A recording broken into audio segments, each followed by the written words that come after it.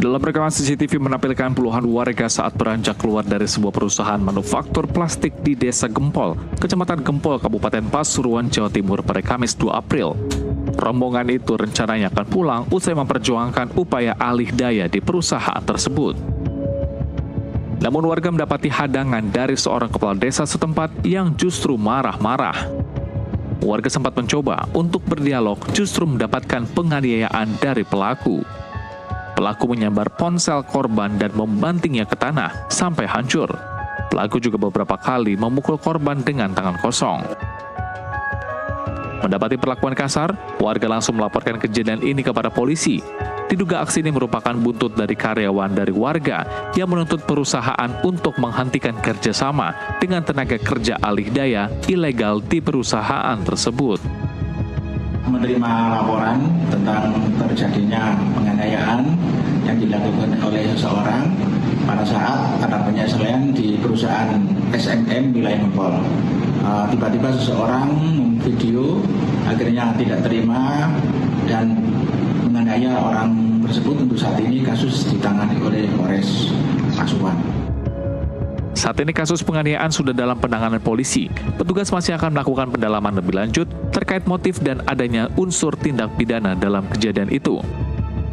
Dari Kabupaten Pasuruan, Jawa Timur, Dion Pradipa, jurnalis NTV melaporkan.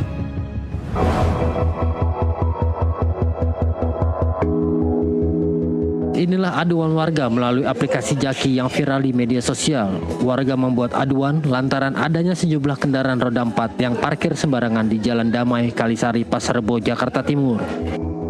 Aduan yang seharusnya dibalas dengan penindakan atau penertiban dari petugas berwenang justru dibalas dengan foto editan menggunakan aplikasi AI oleh petugas PPSU dengan menghilangkan objek mobil yang terparkir di jalan raya.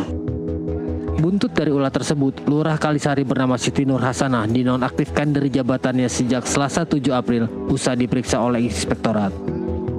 Sedangkan untuk petugas PPSU yang membalas aduan warga menggunakan foto editan AI tersebut saat ini telah diberikan surat peringatan pertama. Dari hasil pemeriksaan inspektorat, nanti hasilnya kayak apa, kita tindak lanjut. Nanti akan disiagakan personal nggak Pak, biar nggak terjadi parkir liar lagi? Ya itu nanti kita koordinasi dengan Sudinhub karena memang tupoksi di sana. Tapi nanti secara himbauan pemerintah kota, lewat kecamatan, kelurahan kita menghimbau agar jalan-jalan untuk tidak dipakai sebagai tempat parkir khususnya. Pembinaannya kemarin juga kita sudah melakukan pembinaan, kita rapat seluruh camat, kemudian sudin-sudin terkait dalam rangka kaitannya dengan aduan-aduan masyarakat.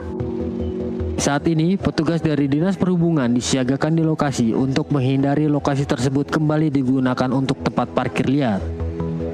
Dari Jakarta Timur, Joko Puji, jurnalis NTV melaporkan.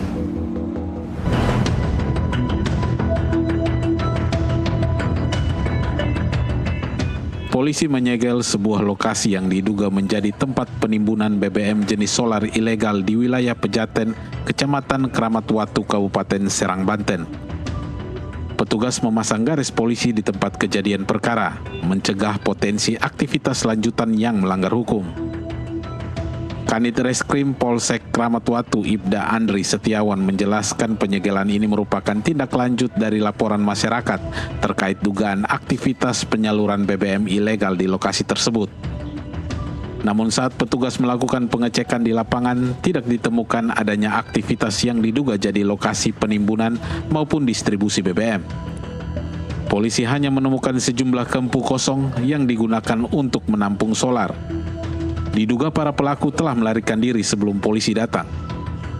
Sementara itu, bahan bakar minyak yang sempat diduga berada di lokasi tersebut juga sudah tidak ditemukan saat penggerebekan.